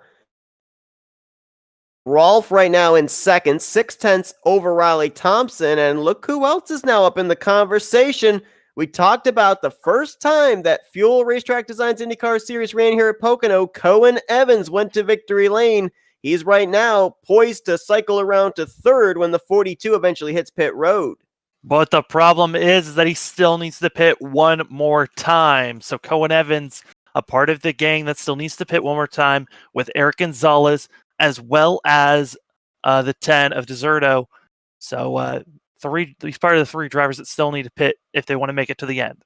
Incredible thing about a new season, you end up having new blood, new names pop up into the field. It looks like it may end up being a battle here, maybe for the win, between Barrett Rolfe, who is making his first series debut as far as a full-time driver, and Riley Thompson, who was a mainstay up in the front of the field in a lot of our races last year.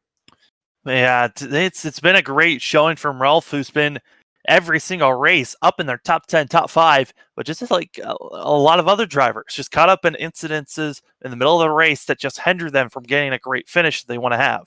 16th in the overall points coming into this race. 3 starts, 1 top 5, 2 top 10s for Barrett Rolfe, as he's starting to catch up here to Mitch Welker, who is 1 lap down currently. back in the 13th position after getting hit with a speeding penalty. Jason Brophy's actually a lap down as well now after having to pit twice to the one pit stop that most of these other leaders had to make.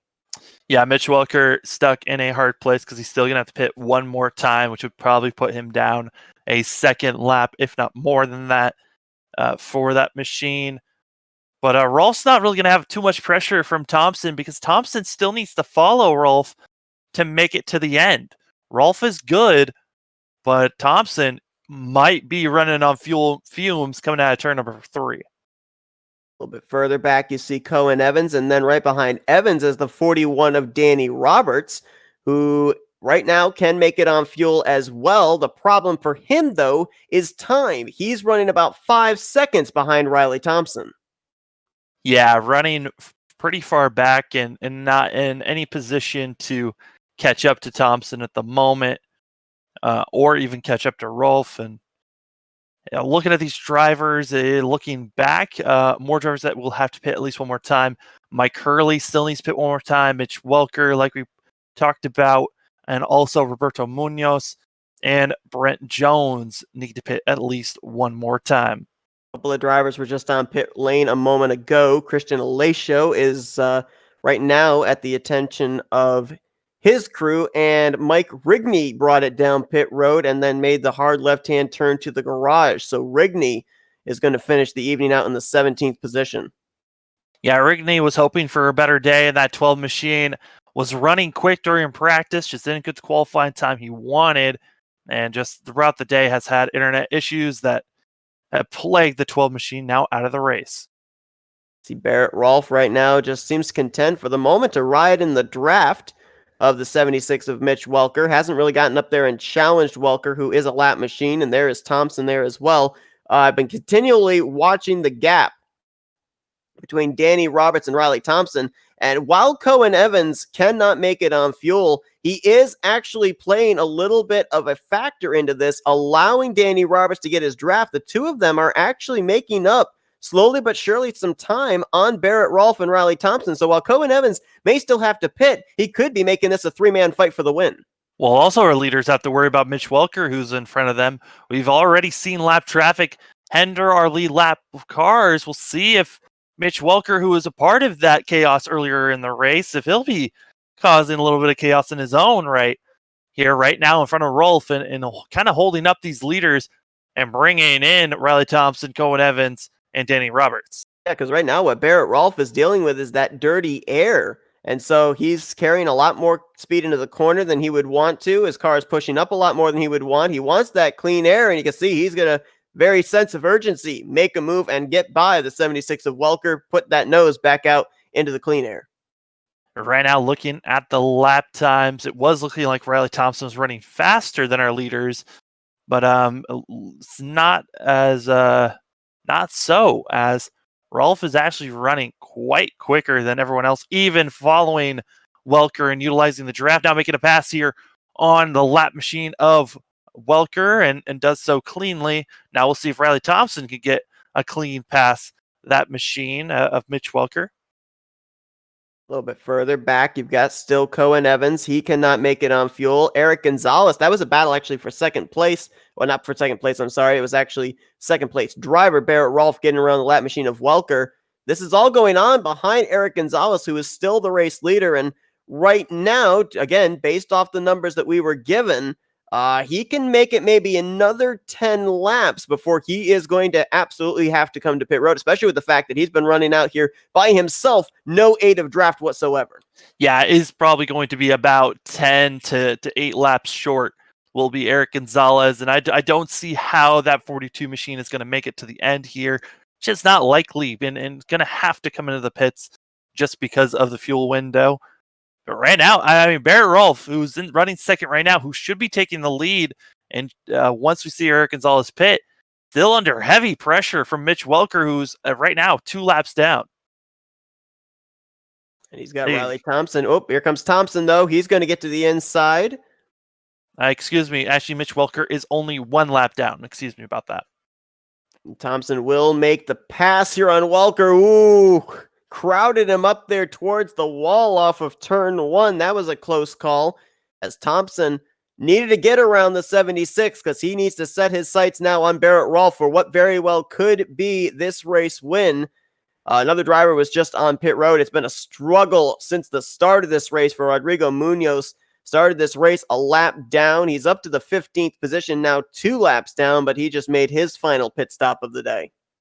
Yeah, a rough stay for Roberto Munoz, who actually was our 6th fastest during practice, qualified back in 16th, running 15th at the moment, but not the day that the 09 was hoping for. Right now for Danny Roberts, he just got around Cohen Evans, moving up to 4th place, but he's pretty much going to need a caution at this point to be able to get himself back into the running, because just looking at the lap times, that last time around, he was running just about an identical lap time as Barrett Rolfe. That's not going to cut it as far as trying to make up what right now is nearly 5 seconds between himself and the top 2. I mean, Barrett Rolfe looking like he'll be given the lead, right? Once we see Eric Gonzalez come to the pits. It's been a wild, just practice, qualifying, and race for the 33 machine. During practice, our slowest machine of all the drivers that are running here today was Barrett Rolfe, qualified 17th and looking like a driver that possibly could be winning this race.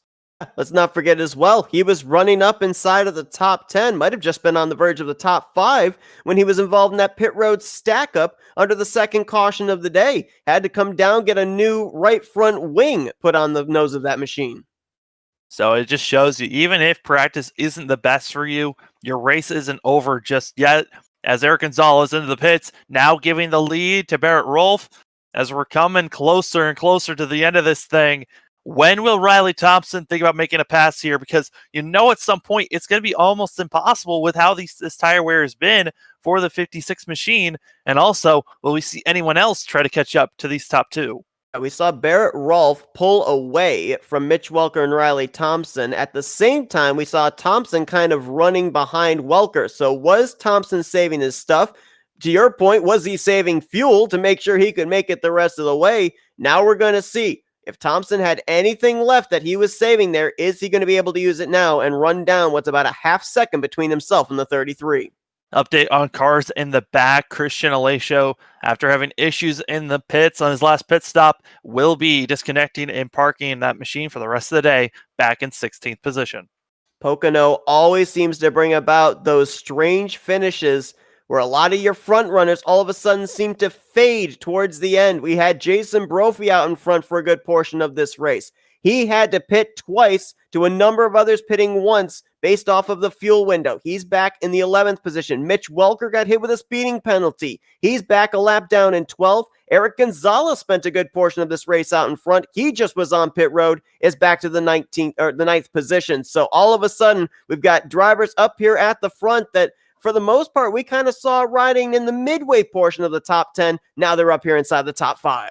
Yeah, the real question at this point is all the drivers. I believe Mike Hurley might be the last one to pit for us to make it all the way to the end, as well as Mitch Welker still needs to pit one more time.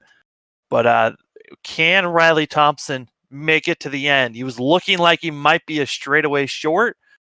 But I mean, the way he is running right now and how close he's been utilizing the draft, you got to think Riley Thompson might have saved up enough. He might have. The last time by, he was just a tick slower, even in the draft, than Barrett Rolfe. That time he looked really good down the super stretch from 2 to 3. Lost a little time there in 3. It's kind of been a stagnant half second between those two these last 3 or so laps. Will we see Riley Thompson try to pick up the pace and maybe catch up? It's not looking great at the moment, but passes that are going on track, side-by-side action for looks like 6th place, as Matt Hollabaugh able to get by Chad Simpson, as those two are still close to one another. Some of the closest battling going on, as Chad Simpson is going to be battling back for 6th, side-by-side in turn number 2. Crosses him back over, has the inside line advantage, and he gets a little nervous when they try and go side by side into turn 2, because there is still the possibility, even with the fact the field's so spread out, that we could still see a caution here in these final 12 laps. Looks like Hollabaugh firmly now in control of that 6th spot, moving Simpson back to 7th. Yeah, Matt Hollabaugh with the lap fresher tires compared to Simpson, giving the 0-2. the momentum to keep pushing forward to a 6th place finish so far. A little bit over 2 seconds gap between himself and Mitchell Riggs. So we'll see what differences make there. But looking at other drivers that are going to be possibly, I believe Mitchell Riggs should be good to make it to the end here. He pitted right on the bubble spot. Everyone else, though, good to make it, as Mitch Welker still has to pit. But he's still running out there for some reason. Welker right now a lap down in the 12th position as we're watching this battle for third. Kite Bommersbach trying to get a run off corner exit, run a slightly higher line through the corners on Danny Roberts. You see Roberts realizing that, goes all the way down to the dotted yellow line, trying to break the draft. And up ahead, that battle for the lead has closed up as the two of them made their way around. I believe that was the 88 of, I believe that actually might have been the 49 of Brent Jones. That was the 88 of Jason. That was the 88 of Brophy, actually, that they just got by. Okay, so that was Brophy, who they just put a lap down now, and the gap has closed up. It was a half second when we last checked. It's now 0.3 going into turn 1. And you got to think Riley Thompson deciding, hey, now it's the time to start making a move. We're less than 10 laps to go. These drivers, it's now time. The intensity level is up. And at this point, you got to know if you're going to make it or not. If you have to continue saving or you can start just picking up the pace. And it looks like Riley Thompson looks like he's good to make it to the end. Now it's time to start moving forward. You still have the draft to save fuel that way. And now, can you get by Rolf, who's just been up front and not looking like anyone can get by him ever since he got the lead?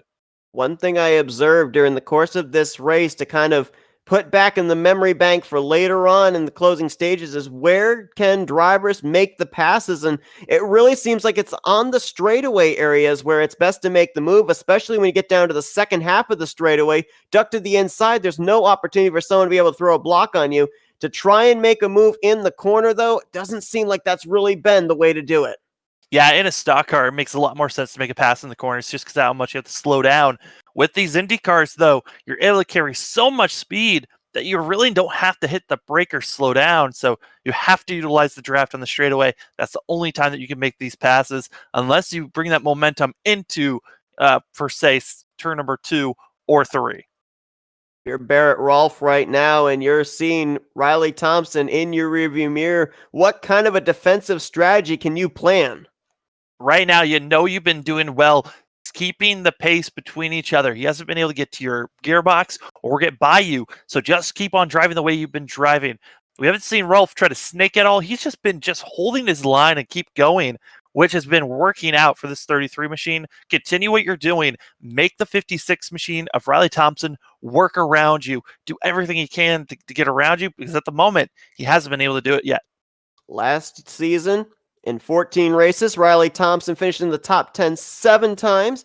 All 7 of those top 10s were up in the top 5, but he was not able to put a crooked number in the win column. Can he do it here today? Time is running out. It still remains about 0.3 of a second with 5.5 laps to go. And then also the battle for third place underway as our leaders are getting closer and closer. As you're seeing Bommersbach able to get side by side with Danny Roberts and trying to make the pass for third place, and will do so through turn number 2. That's actually a very important pass there for Kite Bommersbach, because we've already documented the problems that Mitch Welker has had here today with pit road speeding penalty. Both Riley Thompson and Kite Bommersbach, who came into this race 5 and 9 points respectively behind him for the points lead, they're going to gain a lot here today, right now running in second and third. And Mitch Welker finally decided to pit back in 12th place. This should be putting him down to at least 2 laps down.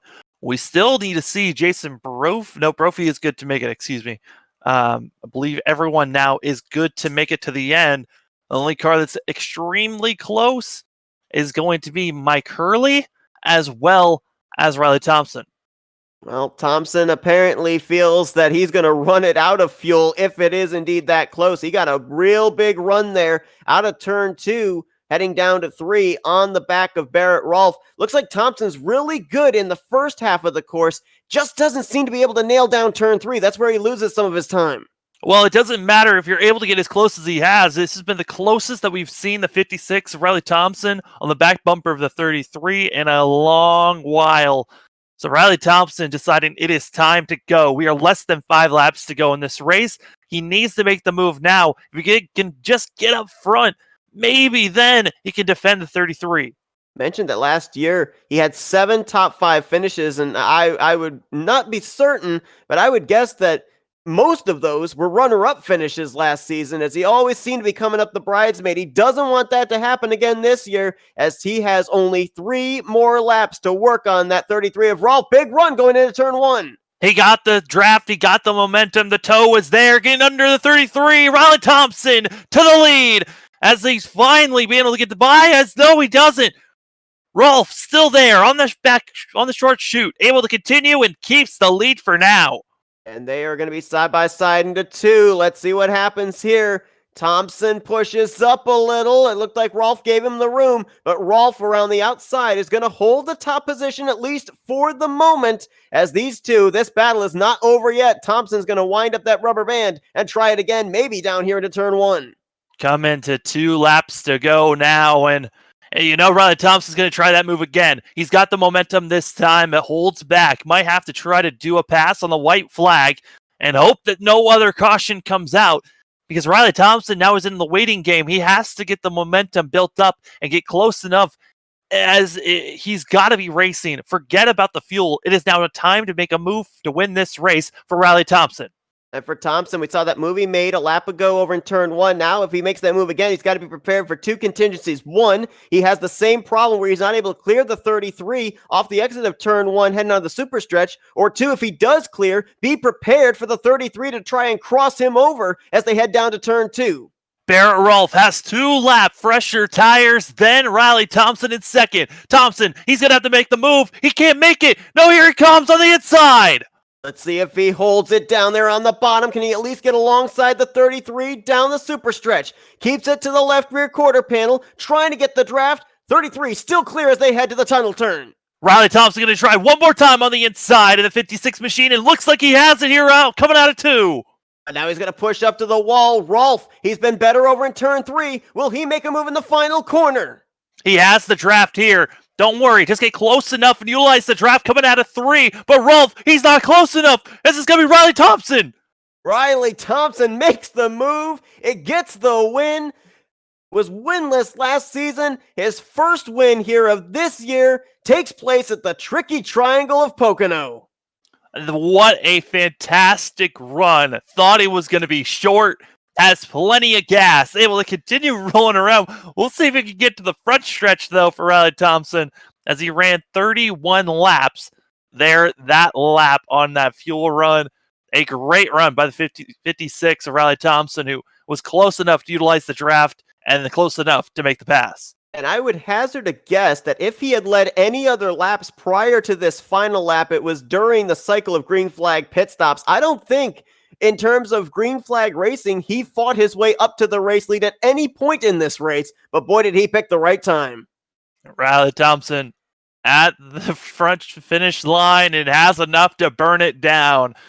And finally, I mean, that is a long stretch for Riley Thompson. Last season, getting beat out by Nicholas Johnson so many times, and here at Pocono, gets it done. So far in the last 3 weeks, it's been stories of redemption. You had Kite Bommersbach, who was a former champion of the series, go winless and finally get a checkered flag. Riley Thompson, the same thing can be said 2 weeks later here at Pocono Raceway. And you could just see when he crossed the start-finish line, when he was shaking the car around, just the elation and maybe the relief, finally finding his way back to victory lane after what's been over a season winless streak. And it was a long race for these drivers. 125 laps here at Pocono. It is such a long race, and all these drivers did at least 4 pit stops.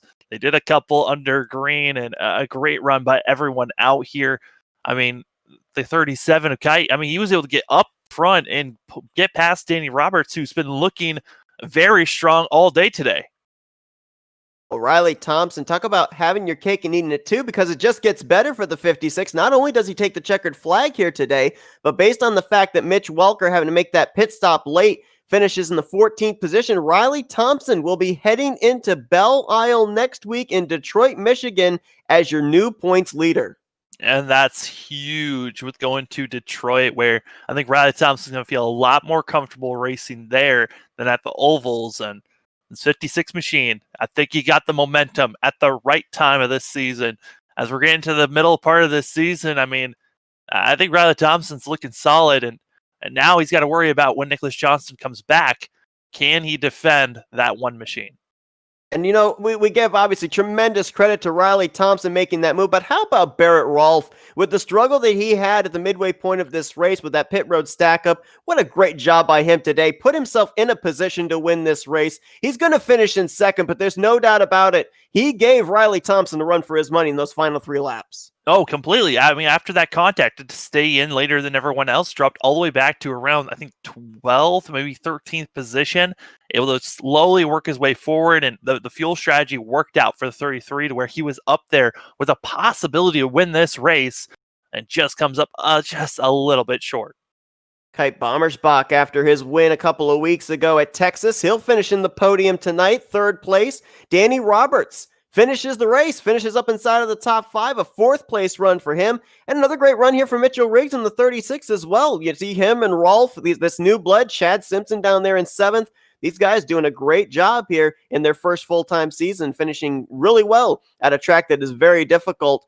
At Hollibaugh, started on the pole. He's going to finish in 6th. Eric Gonzalez, who led a good majority of this race, solid outing there in 8th place. Unfortunately, he couldn't make it on fuel, nor could Cohen Evans or Jason Brophy. That's why they finished down in the latter half of the top 10. And then you look down here at the rest of our results, and a lot of these drivers is where we get to those that kind of struggled during the course of this race, whether it be pit road or whether it be the fact of the fuel strategy going wrong. Yeah, pit road, penalties, or just contact with a wall set all these drivers back, and just not the races that they wanted, but it's still a long season. You can still come back from this. A lot of these drivers still have drop weeks to be put down, so your season is not over just yet. And only one driver retired out of the race due to crash damage with 2 cautions here today, and that was the 89 of Doug South. So with the fact that we saw a lack of caution flags, Pocono, very much so known as a fuel strategy type track, definitely played into that type of a strategy type racetrack here today. Yeah, it really did. I mean, a couple of drivers tried different strategies. It just didn't work out the way they originally planned. But we'll have to wait and see how next week and how we go to Detroit and how that works out for those drivers. As I believe we're trying to set up interviews here today. We will be right back as we will be having to move our broadcast over to talk to the drivers.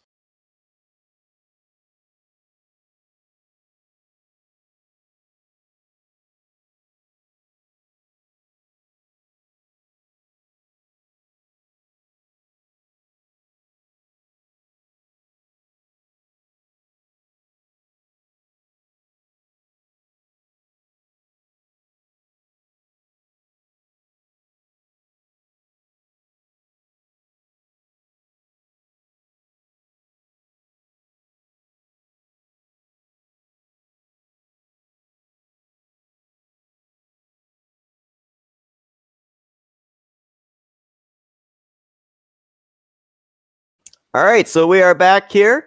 We've swapped over to the Fuel Discord, and we're ready to get interviews with our top 3 finishers. Let's kick things off with last time out's winner from Texas and 3rd place finisher here tonight, Kite Bommersbach. Kite, it's Sam and Seth up here in the Flatout Racing Network studios. You got us? Yeah, I got a copy. Well, we saw you in Victory Lane 2 weeks ago. You bring it home 3rd place here tonight at Pocono, but early on, kind of looked like you adapted the same speedway strategy you did 2 weeks ago, where you kind of just hung at the midway pack of the mid portion of the pack, I should say. When for you was it go time to work your way up there into the top 5? Well, I'll tell you what, last week or 2 weeks ago, I intentionally hung back in the middle of the pack and wasn't really trying to get too racy up at the front. Tonight, I was kind of out to lunch in qualifying and practice. I just didn't have the speed, and for the first good, half of the race or so, I was just kind of where, as high up as I could be. But I sort of figured out, how to run in traffic once we got into that long run to the end really, and I started picking a few cars off and just really turned it on and realized that the fuel strategy I was on happened to line up pretty well, and all those guys that were short pitting actually forced themselves to do another stop. So lining up the strategy as I started to turn on the jets just really worked out for me. Yeah, did you have like a fuel strategy coming into this race, and how much was it kind of affected by the two early cautions? Well, I had talked with Will Roberts about strategy pre-race, my teammate, and he was dead set on doing a 3-stop no matter the cautions. That's why you saw him stay out on those 2 cautions at the start. But yeah, I kind of wasn't that committed to it, but I knew I wanted to go as long as I could each time. And then I realized kind of from the first pit stop on the when we did the green flag running that I was in a good position if I just ran the next tank dry to make it to the end. That's when I really realized, like, oh hey, I've got a good shot at a good finish. I didn't think I'd be up on the podium, but I found a little extra speed. I was really good at keeping the car underneath me, and so there were guys like Danny who were just flat flying at the start of the run, but his stuff kind of wore off near the end, and I was able to get back up to him and others like him. Yeah, I mean, Kite, speaking of Danny Roberts, you saw it during that last stint that you had to battle with him to get up to third. How was that battle for you? Because it seemed like it was kind of difficult to make some passes here. Oh, it was really difficult to pass tonight. I definitely pulled some moves that most of the time I personally would not be pulling. I wouldn't be so risky, but you just kind of have to be, especially the setup tonight was quite low on downforce. And so it meant that,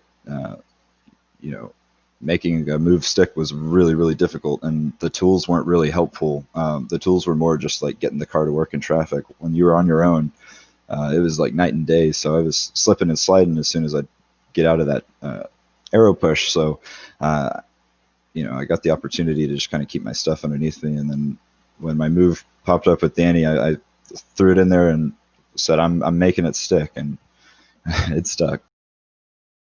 Well, Kite, Sam and I touched on during the course of this race, based on how the system works for the points in this series, wins are important, but consistency and momentum are just as important. 2 weeks after you go to victory lane, you finish third place here. According to the calculations, looks like you're going to be up to second in the points heading into Belle Isle. So a lot of momentum definitely on your side right now. We're going to do some shout outs. As always, just want to give a big shout out to the 703 Racing team. I know Will Roberts didn't have the night he was hoping for tonight. But as always, he's really helpful with the strategy and getting me going for the day. And then always want to thank my teammates Cohen Evans. Cohen was a big help throughout the race. We were kind of working together, taking shots at guys that maybe he was able to pass one of them and I couldn't really pass him, or vice versa. And so we just trade and work through the field as we felt necessary. And then I also want to give a shout out not to my official teammate, but my buddy Mitch Riggs. He had his best run since joining this league tonight, and he was also quite a big help throughout the course of the race. Well, that's Kite Bommersbach. He brings it home P3 here tonight at Pocono. Congrats on a great run. We look forward to seeing what you can do at Belle Isle next week. Thanks, guys.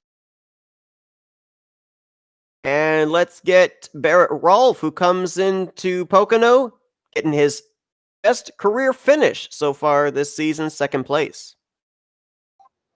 Barrett, it's Sam and Seth up here in the Flatout Racing Network studios. You got us? Yeah. Your first full-time season here in the Fuel RaceTrackDesigns IndyCar series, and man, what a wild 3 laps there, battling it out with Riley Thompson. Describe it from the driver's point of view.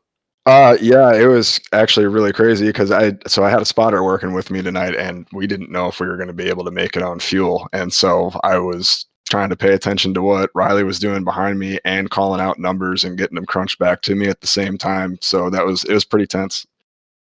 Now, obviously, a great finish there of second place, but not without a little bit of controversy early on. Got involved in that little bit of a stack up there under the second caution coming to pit road, had to get some damage repaired. Did that affect you in any way, or putting on that new right front wing, did it feel like it was just the same as if you took the green flag to start the race?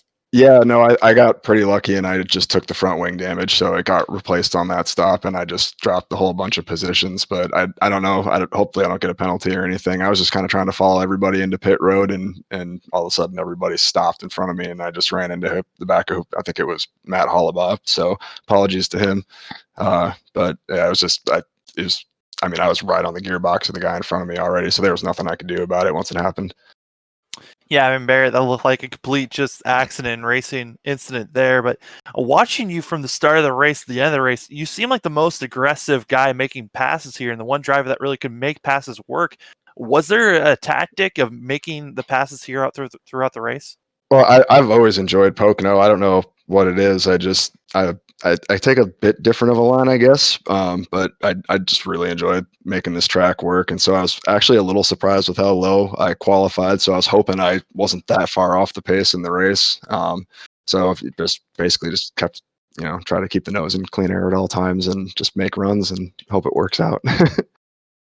Well, it definitely did, Barrett. It's your second top 5 of the season, by far your best finish so far this year. A lot of momentum heading into closing in on the second half of this season as well. We're going to like to do some shout-outs.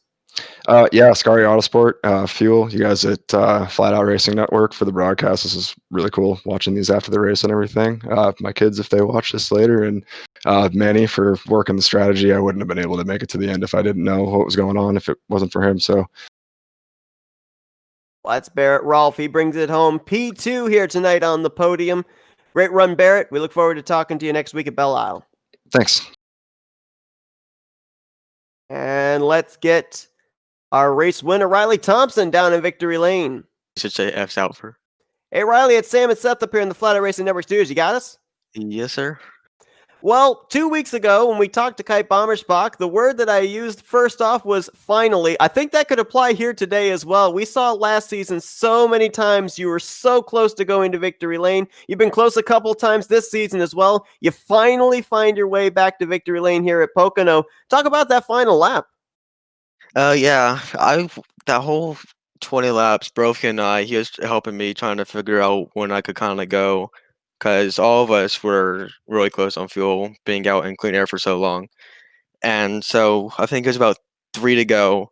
I kind of tried to move on him to see like what would happen and if I could actually clear him through 1, and got pretty close. I noticed I could hold through turn 2 pretty well still. And so that final lap, I thought I was too far back, so I kind of decided to send it into 1 with how wide he was taking it, and he ended up just being slow enough to where I was perfectly beside him, could drive back by him once he got clear of me, and it was just enough. You know, obviously we saw here at Pocono track position is so important, but I think equally important with the fact that we went on such a long run of green flag racing after that second caution was the execution on pit road. And we saw a lot of the front runners have trouble with pit road, especially with the fact you had that asphalt to concrete transition in the pit stalls. How difficult was it for you? The whole time I've been driving here for a while in Indy for a couple years, so I I was kind of used to it locking up into a stall, and the whole night I was trying to take it pretty easy. And I think it was under caution one time I shot too far forward, so after that I was just trying to play it safe as possible, especially once I knew that Mitch and Eric pitted too early trying to follow Brophy in. Yeah, I mean, Riley, we saw that you were going to be close on fuel just based off everyone else that was running. At the end, how much fuel did you have left in the tank? I mean, you had enough to burn it down just for a little bit, but how much was left in the tank? Exactly a lap somehow. You know, I got to ask you too here, Riley, as far as the points situation. You know, we saw last season how a good portion, especially the second half of the season, you were trying to chip away at Nicholas Johnston's championship lead. You go into Belle Isle now as the points leader. Does that give you less, more, or just about the same pressure now, knowing that you're the guy everybody's going to be gunning for that points lead? I mean, I'm the type of person where I just try and take it one race at a time. Because if you're just focusing on points the whole time, it's not really going to help you in the middle of a race. So just try and keep it one race at a time, especially in Indy where it's road and oval.